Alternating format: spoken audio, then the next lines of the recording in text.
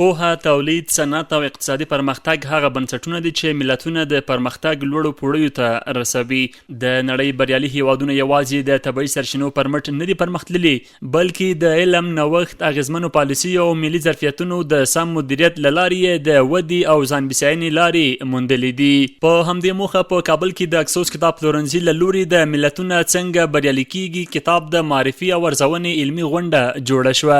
یاد کتاب د نړۍ د بیلابیلو هیوادونو اقتصادي تجربې، د صنعت او تولید رول، د سوداګرۍ اغیزې او د ملي ودې مهم عوامل څیړي او لوستونکو ته دا پیغام ورکوي چې د ملتونو بریا د فکر، پوهې او اغیزمن مدیریت پایله ده. دا اثر هم په خپل ځای سره خپل اهمیت لري، څرنګه چې نن ورځ زموږ حکومت یو اقتصاد محوره پالیسي اختیار کړې ده. نو په دې اساس اړتیا دې ته لیدل کېږي چې باید دې ته موږ په دې فکر وکړو چې کله موږ داسې یو پالیسي ولرو نو څنګه کولی شو چې دې ته هغه کومې اړتیاوې چې لیدل کېږي او کومه ظرفیت او پوهه چې ورته اړینه ده باید په دې برخه کې موږ هغه علمي بستر ورته ولرو چې وکولی شو یوه ښه استفاده ته وکړو. که غواړئ چې د ستاسو هویت ژوندی پاتې شي نو کوشش وکئ لیکنه وکئ.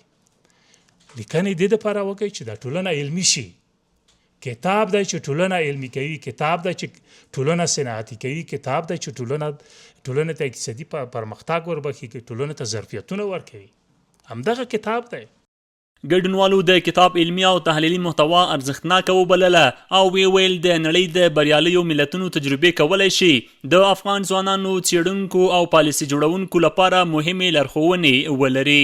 د دوی په باور اقتصادي ودې، تولیدي سکتورونو د پراختیا، اغیزمنو ادارو جوړونې او ستراتیژیک پلان جوړونې په برخو کې د کتاب نظریات د هیواد د راتلونکي لپاره ګټور درسونه وړاندې کوي. مرادیولیک کتاب دا فکری او هدفي کتاب ده، انګیزه ورکوونکی کتاب ده، ځکه دا ډېر بارزښته ده. اوس ته ریفرنس کتاب لري، موږ کې ماخذ او منابع کتاب چې د قرآن کریم، د حدیث او فتوا کتابونه دي، فقه به ډېر کتاب لرو.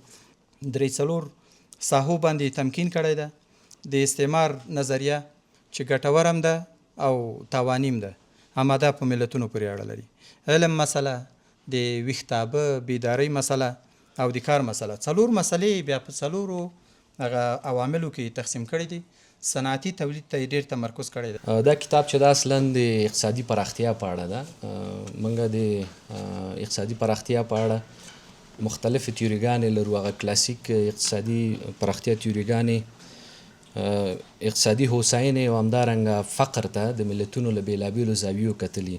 دا کتاب چې دا بیا دغه په انګلیسي په اصطلاح ریل ورلډ مثالونه راولي، یعنی عملي مثالونه راولي چې ځینې هیوادونه تجربه کړي دي.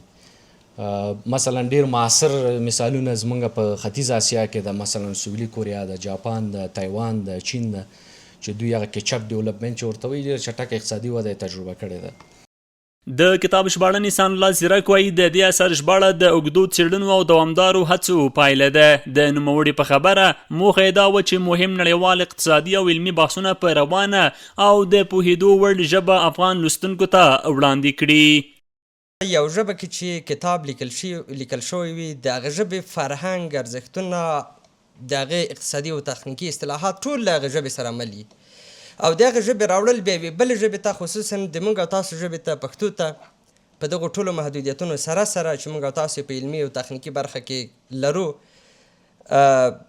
خصوصا په تخنیکي برخو کې چې په پښتو ژبه کې موږ لرو، د کلماتو پیدا کول هغه واقعا ډېر ستونزمن کار دی. کارپوهان باور لري د دې ډول اثارو مطالعه نه یوازې د ځوان نسل فکري افق پراخوي، بلکې هغوی ته دا فرصت هم برابروي چې د نړۍ د بریالیو ملتونو له تجربو زده کړه وکړي او د خپل هیواد د اقتصادي او ټولنیز پرمختګ لپاره نوې لارې چارې ومومي.